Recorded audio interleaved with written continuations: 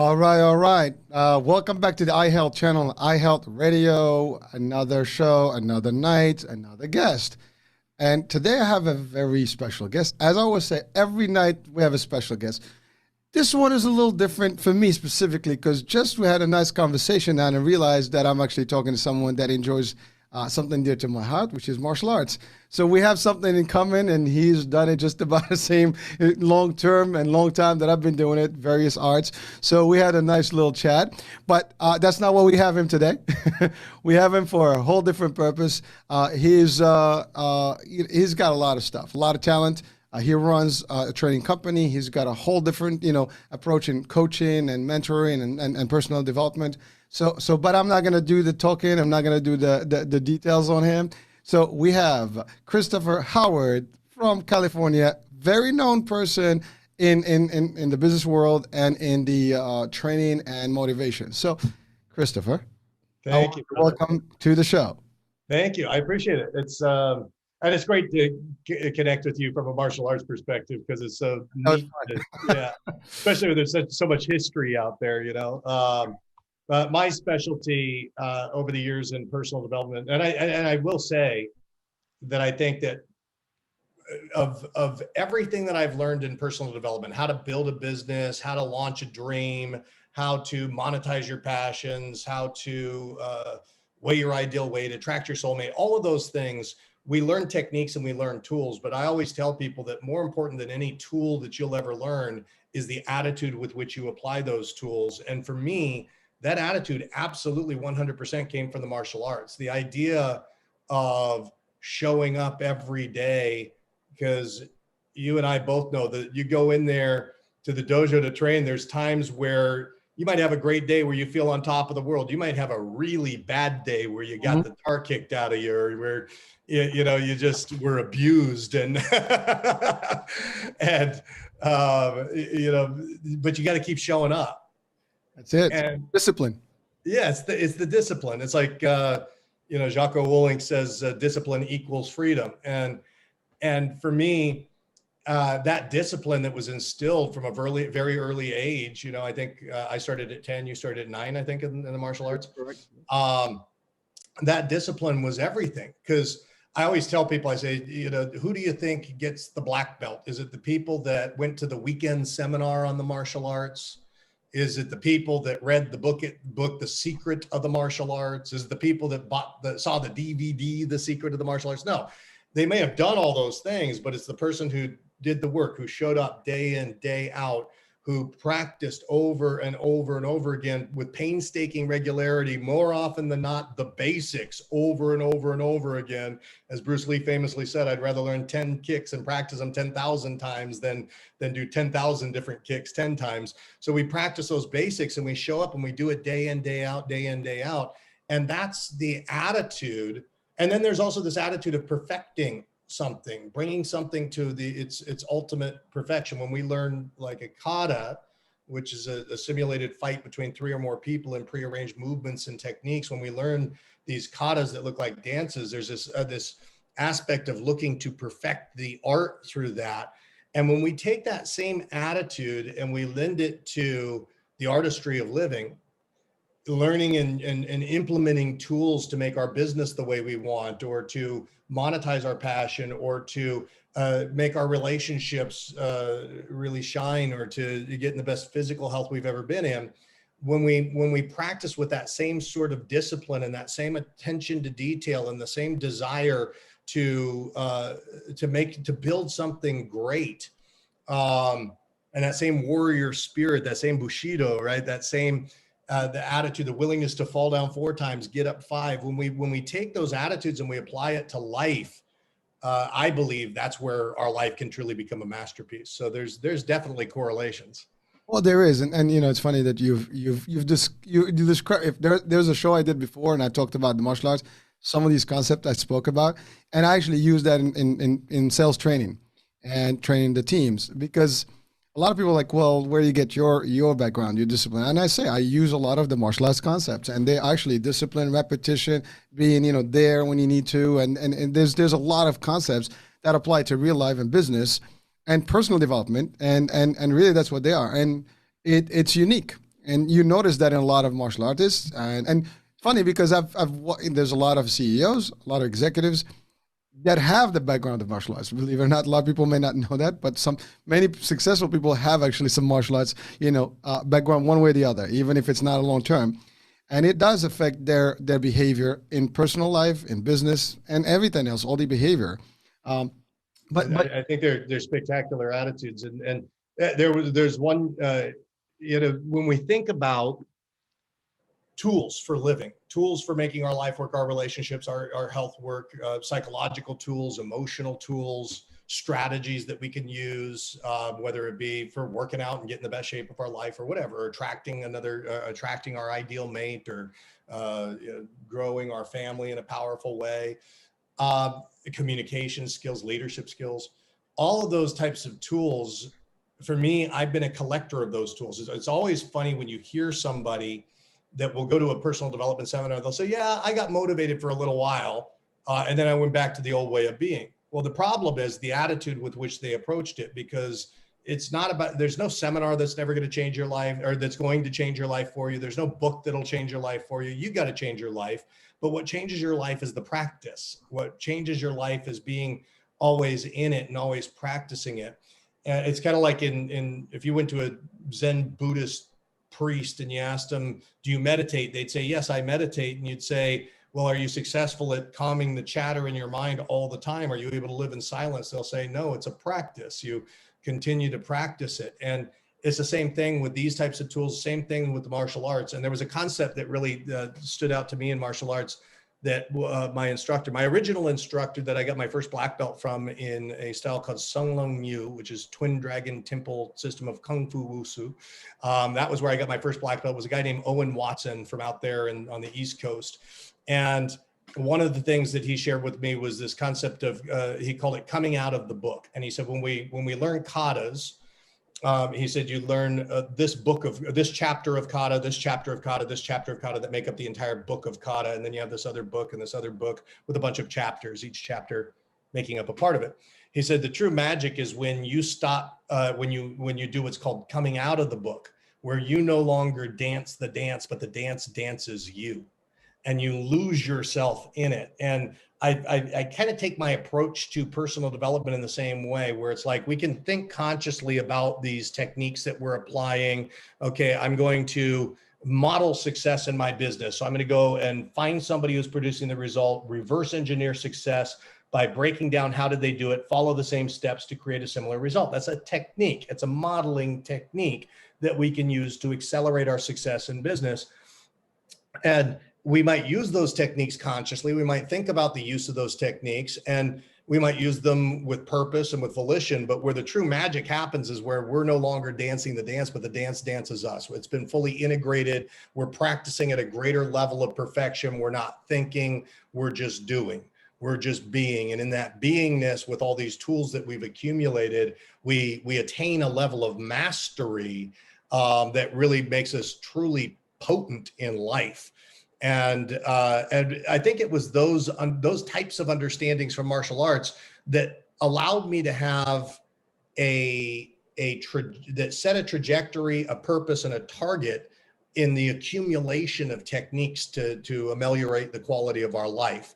So I know that there's this level that can be attained where we've embraced the tools, we've integrated the tools, and we're simply living and being. Where it's almost like if we're sparring in martial arts and we're not thinking about what we're doing, we're just responding. And it's a beautiful place to get, and it's a beautiful mission to have in one's own life, to accumulate tools and get to that place of no longer dancing the dance, but the dance dances you. I love the concept, actually, and I'm probably going to use that line. But oh, please do. It's funny because you mentioned the thing about the book and understanding the concept. Like nobody can change you except you can learn everything, but you have to take the steps. But the analogy I would say is, again, a book. You read the book, you can read a lot of content, but applying what's in the book is what matters, and applying it regularly is really the key. And that's where practice makes perfect. And it's funny because you're right. In the analogy of martial arts, when you train a technique, you practice a technique, but you don't go on the street thinking like, I'm going to use technique one. Yeah, right. Things happen. You have to use whatever comes at you, and you got to deal with it. And ultimately, the more you practice, the more things will come naturally. And that's where the dance is really dancing you. Yeah, if you're in your head thinking of what you're going to do, you're probably in the wrong space. You're not being fully present to what's occurring. And I think it's just like any kind of sport. If somebody is a dancer, for example, and they're thinking move one, move two, move three, they're divorced from the actual experience that they're in, where the dance is coming alive. And so there's this greater level of mastery. I said people that look to attain mastery in something, but beyond mastery is artistry.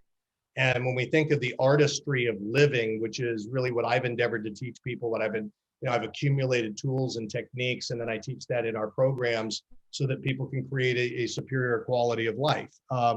The sweet spot on the diving board for me, where I really live, is helping people to identify their passions, and then figure out, how do I actually take that passion and turn it into my reality?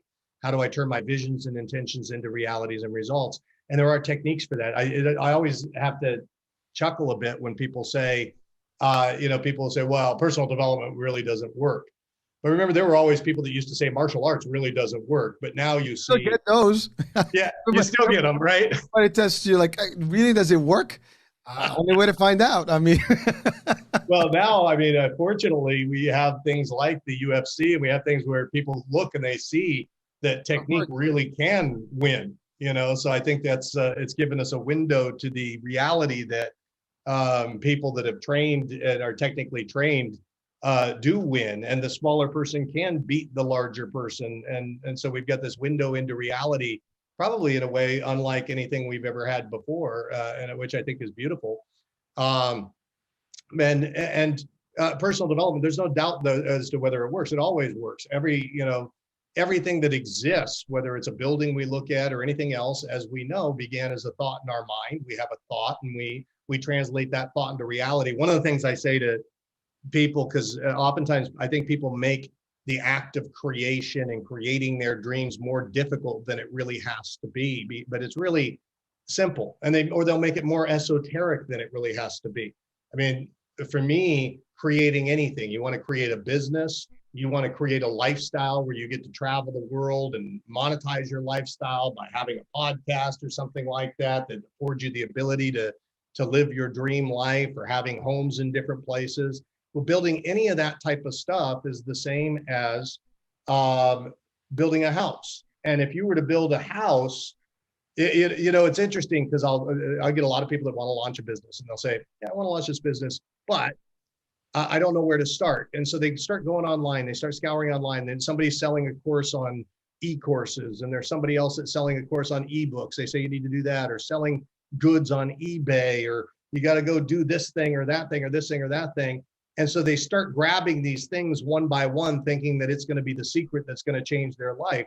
But that's like saying, I want to have a house. What do you need in a house? You need a toilet, and you go and you buy a toilet. Oh, you need a sink, and you buy you need a window. So they go buy a window. That's not how you build a house. That's not how you get a house. That's the way we create the house is we have the dream, we put it on paper, we hire an architect that's built the kind of house that we want, or that's designed the kind of house we want to design. We get the architecture laid out, we hire the building team to build it, we raise whatever resources we need to so that we can fund that, and then pretty soon the house is there. And it's so simple. It's the magic. People sometimes overlook that magic. That's the magic of material creation. But they overlook that, and they're looking for all the esoteric means to make it happen. No, you have the idea, you put it to paper, now it's translated from the world of thought to the world of reality in some form, at least on paper. You get that design, you get a great design team, you get a great building team, you fund it, you make it, and then all of a sudden it's there. And we can do that with anything we want to create. And so there's methodologies out there for creating things that we want, and it's not, but it's not that difficult. It's just that sometimes common sense is not all that common. I've heard that, and it's true. It is. I mean, it's a big problem, because to your point, people may think that the basic stuff, that they have it, but they don't. And sometimes they get actually more complex stuff than they should. I mean, and it just, Right. things don't work out. Like, what the hell's going on?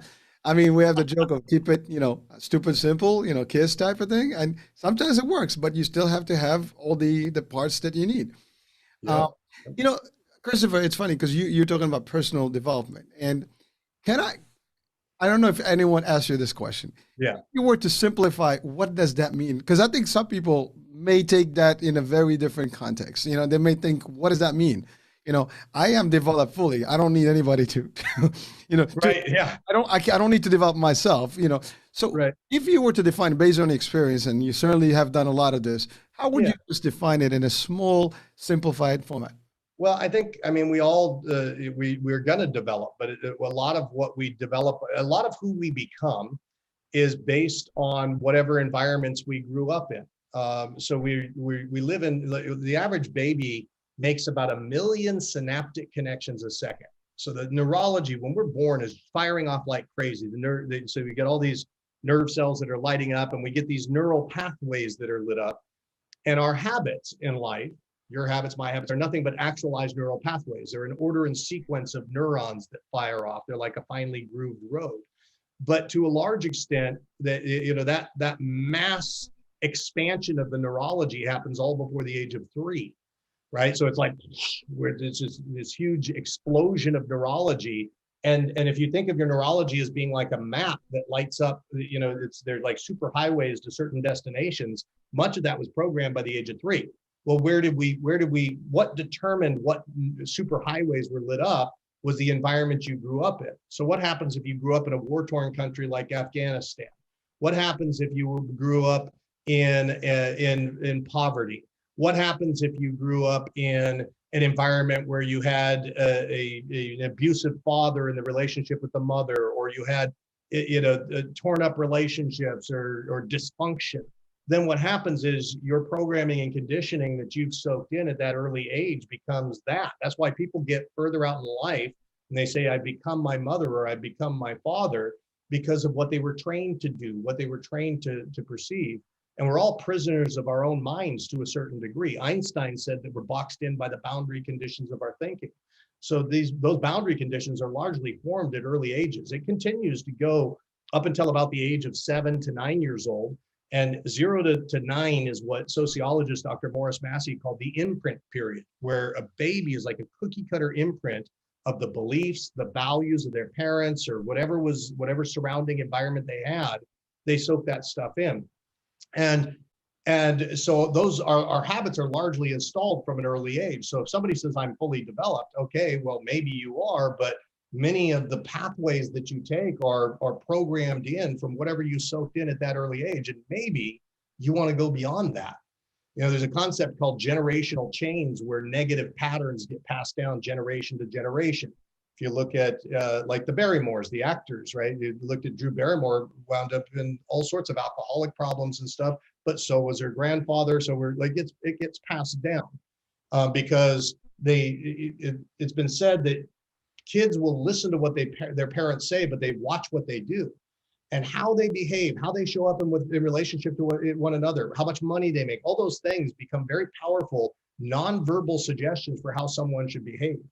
And environmental conditions will have a huge impact as well. So nonetheless, we go through life, and it's been said that we're oftentimes sleepwalking through life because we're mistaking our map, our pathways that are lit up, our habitual patterns for being all that there is. But in 1933, a guy named Alfred Korzybski wrote a book called Science and Sanity. And in that book, he said the map is not the territory. Even the best map of Jersey built full to scale wouldn't be Jersey. It's a representation of Jersey. Your map that you navigate the world with is not the territory. It's just a representation of the territory. But you have this unique map that's as unique to you as your thumbprint that determines the kind of relationships that you have, that determines the quality of your physical health, that determines whether you're fat, lethargic, or whether you're lean and trim and full of energy, that determines, everything. The caps, your financial caps that you play within, your habitual ways of perceiving the world, whether you look at the world as a friendly place or a harsh place, a negative place, a jungle where you have to fight to survive, or a place where anyone can succeed. We all have these habitual ways of perceiving and looking at the world. There was this horrible experiment they did with cats where they took kittens in the imprint period where the neurology was firing off like crazy. They put them in an environment where they could only look horizontally. And then after the imprint period of their youth, they took them out of these boxes that they had them in. And sure enough, it became hardwired in. They could only look horizontally. They couldn't look vertically because that neurology had set in, and people are the same way. You know, the eyes have to be trained to see. Our perceptions are learned perceptions. When Warren Buffett examines a financial statement for a company, he sees something different than you or I would see. He can look into that and he can see the possibility and he can see what's working and what's not, because perceptions are learned perceptions. I'll use a metaphor for the martial arts. There's a concept called, it'll come to me here in a second. It has to do with sensory acuity. But if a trained martial arts, or let's say somebody walks into a room and they see a table, they see behind that table is a chair, there's a cup of coffee on the table, they see that. Trained martial arts artist has a different situational awareness. This is what I was looking for. Different situational awareness. They walk in, they see a barrier in the desk, they see a weapon in the cup of coffee. They might, they see it in a different way. And who we are as human beings, we've been trained to see and perceive the world in a certain way. We've been trained to have certain quality of relationships. We've been trained to have a certain cap to our finances. We've been trained, a lot of people in my family, they're fairly thin when they're young, but they get really heavy and overweight when they're older. And that's like, it's passed down generation to generation. Nature, nurture, whatever reason it's passed down. So unless we override the programming, unless we expand beyond what we've been programmed to do, we will forever play out those same patterns. And people sleepwalk through life stuck in those patterns. We're prisoners of our own mind. But once we recognize that we're sleepwalking and that we're prisoners, then we always say awareness is the first step to change. There's something we can do about it. We can expand beyond it. The human nervous system is redundant on a scale of 3 to 1, which means you have 3 times the potential neurology you'll ever tap into, roadmaps to get you wherever you want to go. The brain alone is redundant on a scale of 10 to 1, which means you have 10 times the potential neurological connections you'd ever tap into, 10 times the potency in your brain you'd ever tap into. But most of it's going largely unused because the learning stops and it slows down after 7 to 9, because literally hardwired in, we have these patterns.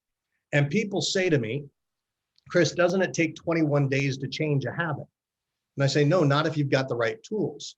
Because if you got the right tools, changing a habit is as simple as paving new neural pathways to take you to new places, right? And so then changing a habit. So even if you took the same road to work day in, day out for 21 years, if someone showed you a shortcut, you can take the shortcut just like that.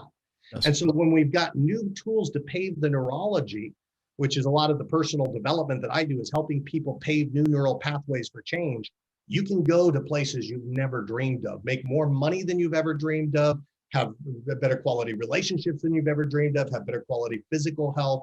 So people say they've already learned, okay, but you can stay playing the same game you've been, or like Einstein said, you can solve those significant problems by evolving your consciousness to a higher level. Personal development is about evolving to a higher level. Wow. Sorry, I talked a lot. You asked for something quick. I went real long. That was great, actually. I wouldn't take anything out of it, and I'm sure everybody watching and listening, they're like, whew, I got a lot of stuff, a lot of good juice there. That's the juice. That's the mojo that we wanted to hear. So that's good stuff. Thank you for that. As a matter of fact, the reason I asked that question is there's so many people, to your point, they're stuck. And the reason they're stuck, they think that, whatever circumstances that they've known are what's determining their future. And that is, in my world, same thing. I don't believe in that. You can turn and change anything you want. It's up to you. And you have a lot of friends out there. There's so much stuff that you can learn from. I mean, you said books, seminars, this and that, but also it's the willingness and the ability to actually see that you want to be better and take the steps that are necessary to get there. And people sometimes will blame the world, blame the family, blame the genetics, for everything wrong. There's so much positive that can happen only by taking a quick turn. Like you said, it's just making that decision to make and be better. But you don't know what you don't know. And it's kind of like let's say somebody stumbles into a martial arts dojo. I'm using our metaphors, right? Stumbles in. and they go, well, I already know, I'm a street fighter. I know what I need to know. Well, the master teacher knows that there's this student is at the beginning of their journey. They may think they know what they need to, they've been living their life. They've been making it through life. They've survived so far, but is there more that can be learned? There's many belt levels that can be learned. There's much depth of knowledge. And it's just the master can look and go, yeah, there's a lot more to go. It's the same thing in personal development. Is there much more you could do? You might be able to survive. Maybe you can survive a street fight, but if you learned and you mastered it, there's much more you can do. I can tell you right now, like, I have friends of mine that I trained martial arts when I was a kid, and we both got our black belts, like when we were young. But when you start looking at training in jiu-jitsu, that's a whole nother world. The jiu-jitsu players say, I am a shark, the world is my ocean. Most people can't even swim. And when you get on the ground, it's a whole new world. And that person who may be very well trained in one place may not be able to survive in this other place at all. And so you look at that and you go, well, that's the same thing in finances. That's the same thing in relationships. That's the same thing. And people may go, yeah, well, I'm already developed. Okay. Right. But there's a lot more that we can learn. Well, that's what we refer to as cup full, right? I mean, if you're already full, there's not much what I can give you. Right. There's nothing else to put in there, right? So you got to keep some blank, space so you can get more. But I mean, it's amazing how you stated about the guy that walks into a dojo. I experienced it myself. And I've actually referred to this concept, before, where when I did karate is a good art. I mean, it's one of the main traditional ones. And I thought I got it. I mean, I was good at my kicks, punches, blocks, technique, katas, and all that stuff. When I discovered the world of ninjutsu, jiu-jitsu, aikido, that is a whole different, I literally felt that I was literally novice. I had no clue. Knowing how to punch and a kick did not matter a lot. It's everything else that I had to learn, and it was a whole different world that opened up. And until today, to your point, you're going into a BJJ, conflict. I mean, you need to know your stuff, otherwise you're right. It's the ocean. You get in there, you're locked. It's over. It's a different world. My friend, my dear friend and teacher, it's Ron Van Cleef, who's from Chinese Goju. His if you remember Timac in the movie The Last Dragon, that was Chinese Goju, that style. So Timac was his student. I've got a secondary black belt under him, and he fought in the UFC against Royce Gracie, and he got out there and didn't even get a punch or a kick in, and Royce took him down and won the fight in like 20 or 30 seconds. And Ron Van Cleef, the Black Dragon, is 7th degree black belt. Actually, I keep saying 7th. He's way beyond that. He's he's Grandmaster. Yeah, he's been around the planet. Like he's serious. He's probably 10th, I would imagine. But after a certain point, those don't matter anymore. Yeah, it just doesn't matter, right? Shidoshi Van Cleef. But he's taking jiu-jitsu now. So he got in there and he said my grappling wasn't that great, obviously. But now he's got a purple belt in jiu-jitsu and he's proud of it. And here's this consummate learner. Here's a guy that to me is a true master. Is the person who's constantly going back in, isn't afraid to put on a white belt, isn't afraid to start over again. And that's the person who ultimately gains the most knowledge, has the greatest experience in life. And I think, and that's the beginner's mind, as you said, having your cup empty. And I think that, my attitude is we got to be like that in life, because if we're constantly going into life thinking we know it all, there's nothing more we can learn. But as we constantly go in with the beginner's mind, then the world is, it's a playground of learning. And it's been said that they said the learning shall inherit the earth, while the learned will be very well equipped for a world that no longer exists. And so I think we always have to be learning. And when we take that attitude, we can make all the money we want. We can be in the best shape of our life. We can have incredible relationships, but it's the attitude that creates it. You're right. And the key word is be learning, and we never stop learning. I mean, some people don't want to learn, and I got this, no, you learn from everyone. I mean, I learn from my kids, I learn from people, I learn from anybody. I mean, every time I have a guest, and, to me, this is a super lesson and plenty of things that I pick up just from here. And and obviously the purpose on the show is to teach and share these knowledge, people, from all over the world technically. But you know, there's no limits to what you can pick. And if you pick one item from one person every day, and how many people you encounter on a day-to-day basis or on a weekly basis or monthly basis, you'll pick a lot of stuff. And that's beyond what you can do on your own. Now with everything that we have, I mean, you go to Google, I mean, forget about it. Right. You can pick any knowledge you want and do it. I mean, even YouTube, I mean, as funny as it sounds, you can learn from YouTube. It's a good methodology. I mean, I wanted to learn to edit my videos and stuff, and you just have to go and punch there. They'll have a video to instruct you on any aspect that you need to learn. I learned how to do video editing from YouTube. You just punch in your specific questions, and it pops up, and you get videos. Sign me up. I did the same. Right. And you know, and you know, there's some real good content in there. And again, it's really, if you want to learn, there's plenty to learn. And it's really a C, and we probably only have a couple of drops of knowledge compared to the C. So we can pick a lot. Yeah, and I'm constantly learning. I'm taking classes. I'm taking seminars right now. I was doing a bunch of improv comedy classes while in isolation. I started doing, just because I knew they would affect my speaking, they would enhance my speaking. And I took storytelling classes, and I took advertising classes and marketing classes. So I'm constantly pouring myself. What is personal development? That's it. You know, that person who says I know it all, that person's going to stay stuck. But we've got to constantly be putting ourselves in learning environments. Is this an appropriate time for me to talk about the challenge that we have coming up? Yeah. Yeah. So we've got along those lines, we've got it's called our Wealth Propulsion Challenge, which is a 5-day challenge. It's free. So this is a gift where we help you to gain clarity around your true north, what you're really meant to be doing in your life, and gain massive propulsion forward toward that. Help you to break through your conscious and unconscious barriers to success, gain certainty in your dreams. We've got this one coming up, and by the way, because this podcast may live in perpetuity in cyberspace, if you miss this one, the link it's a permalink. It'll automatically refer you to the next one, so you can come in. But we do have one coming up very, very soon here. I'll leave the dates off just so that we can make this podcast last forever. But go check it out right now. Go to wealthpropulsion.com and you can sign up for that free challenge. That's wealthpropulsion.com.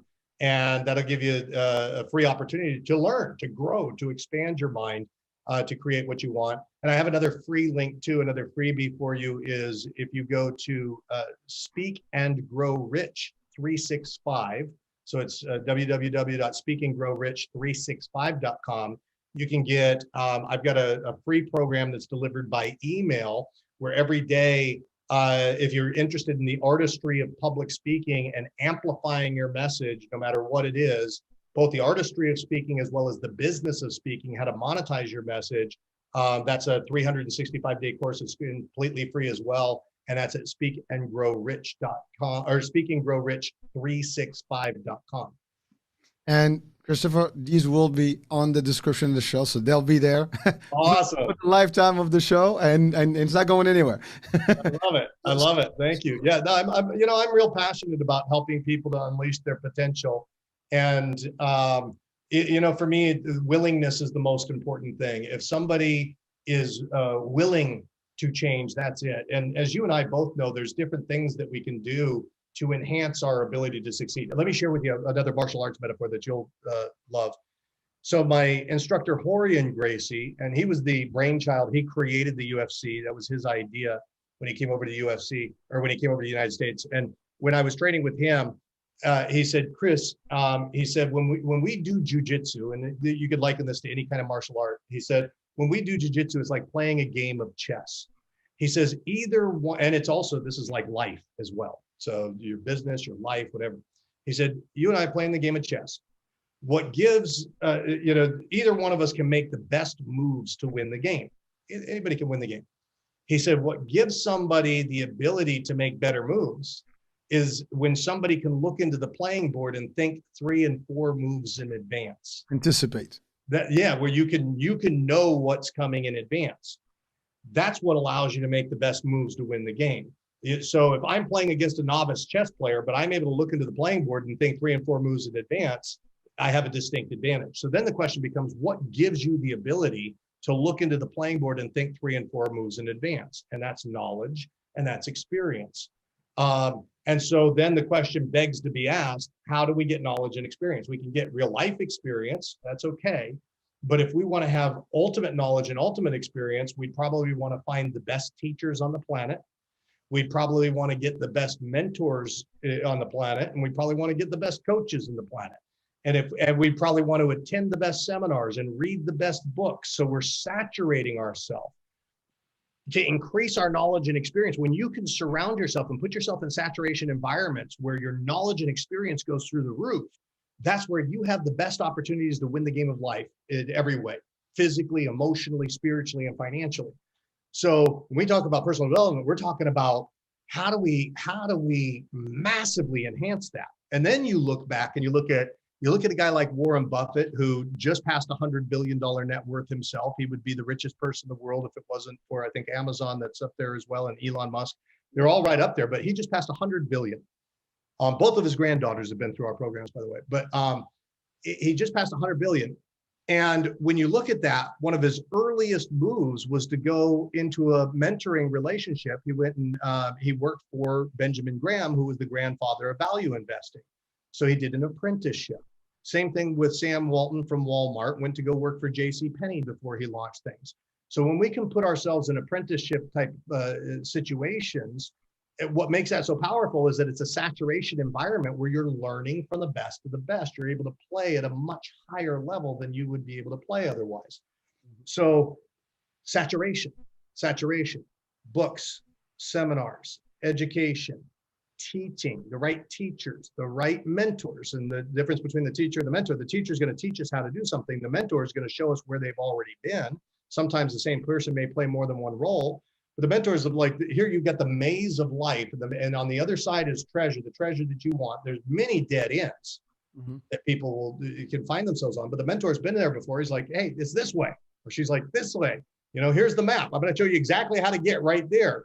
That's going to save you years in time if you were to ever make it the other way at all. But some people don't make it because they think they've learned everything. So they don't find those mentors. They don't find those teachers. They don't find those guides. And then the coaches are the people that can look at who we are, how we're showing up, and they can see the weaknesses in our game. And they can help us to polish up every weakness until it becomes our greatest strength. It's hard to read the label from the inside of the jar. When we're stuck in a problem, all we see is the problem. And so we don't know and so the coach brings out the best in us. And when we do all of these things, and can your life be 1,000-fold more powerful? 100%. There's no doubt about it. But that takes personal development, and it starts with an open mind. And that is actually a key word, open mind. I mean, you have to, otherwise it's, again, if you close yourself to possibilities, it's over. You just basically set yourself to fail from the get-go.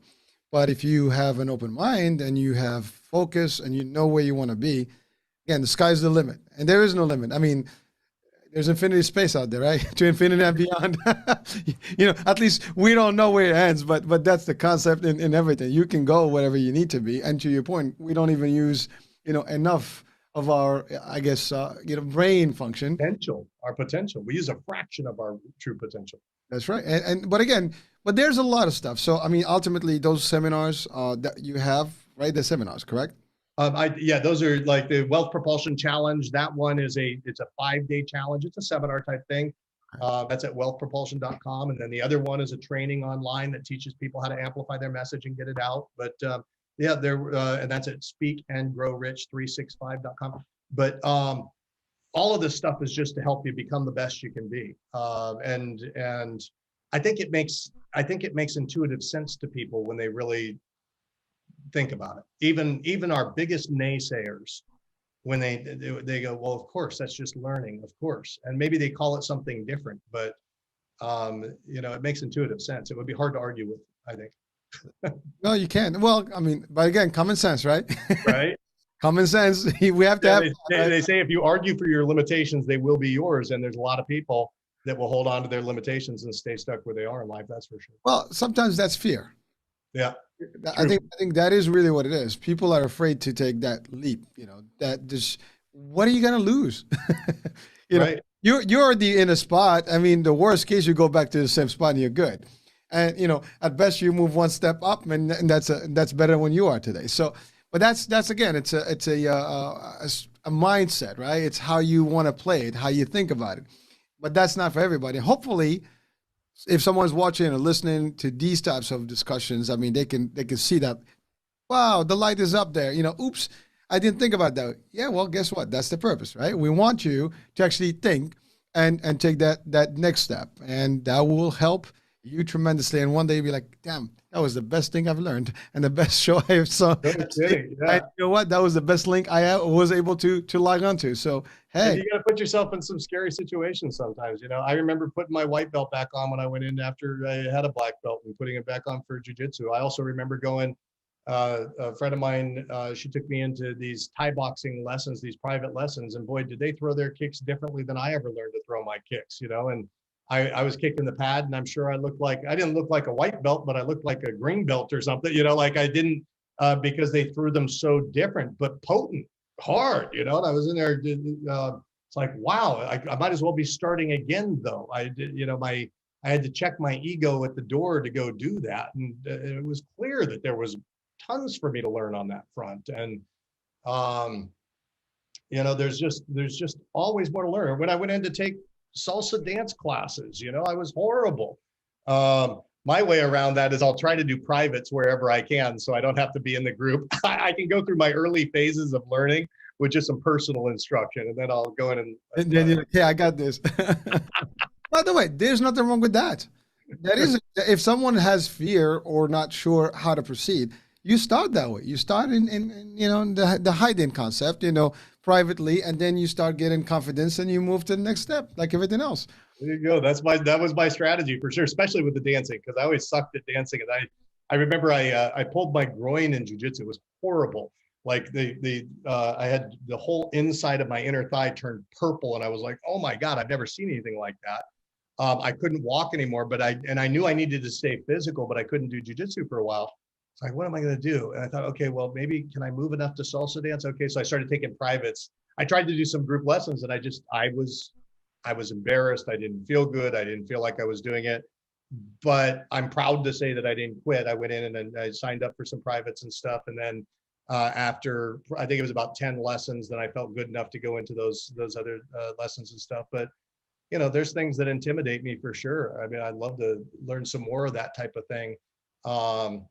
And I guess the benefit is that today there's so many different ways that we can learn. We can learn online. We don't have to, some of our excuses are reasons that excuses dissipate because you don't have to drive across town to get there. You can learn just about anything you want to learn online right now. It's right there in front of you. I looked at this whole isolation thing as being, I said, and this is what I was telling my classes. I said, if you can take this isolation and turn it into not a hibernation, but a period of kind of like that period where you go into the cocoon and you come out a butterfly. If you can turn it into a period of transformation or incubation, like you go into an incubator and you come out and you have new life that arises. And so if you could take the isolation and hibernation and turn it into an incubation, then who you are is so much more. I remember at one point I hit a challenging point in my life, and I had built my company up to the point where we did $100 million in sales. I lost everything. And a friend of mine at the time said, Chris, he said, did you, and I felt like I was in a bit of a prison, because I was kind of under attack from an ex-business partner, and there was just this negative stuff that was going on. And I felt confident to protect myself physically, but here I was dealing in the world of courts and so it's a different type of self-defense you need in that sense. And because I felt like I wasn't I was kind of stuck where I was for the moment. This friend said, Chris, did you see the movie The Count of Monte Cristo? I don't know if have you seen that movie? Oh, dude, you have to watch The Count of Monte Cristo. I will. Yeah, the new one with James Caviezel. It was, it came out a few years ago, but it's probably my all-time favorite movie. But in this movie, he gets falsely imprisoned, and he's in there for 13 years. And while he's in prison, he's able to tunnel into another prisoner's cell who teaches him how to read. He didn't know how to read. Teaches him how to read. Teaches him how to write. Teaches him how to defend himself with a sword. And so he learns all this stuff. So that when he comes out, he then turns into the Count of Monte Cristo. There's this transformation where he's able to, in the movie, wreak revenge on the people, and get his life back, reclaim his life. Let's say that, because he had to let go of the need for revenge at some point as well. But he's able to get his life back and reclaim his life. But all of that was able to happen because he used those 13 years well, because that was a period of incubation where he was able to rise, and like the phoenix rising from the ashes. And I would submit to anybody that's listening or watching right now that it's, here we go into a period of incubation, global hibernation, and we're coming out the tail end of it, but we still got some time here. And the question is, what are you going to do with that time? And I would submit to you that the most important thing you could do is use this time well, so that when you come out, you're in a place where you can reclaim your life and perhaps make it more than it ever was before. Well, Christopher, I was going to ask, a couple of words to end the show with, and you just did it. Did I do it? You did it. I mean, I can't top that. I mean, that's pretty solid, and I think I'll leave it at that. I mean, it is powerful stuff. And you're right. I mean, folks have, this whole period of time in this corona pandemic, and many have actually done well with it, but a lot more haven't. And, maybe it's still time, to your point, and hopefully if they're watching this and get a little bit, sometimes you need that motivation, that little spark, and this could be the one.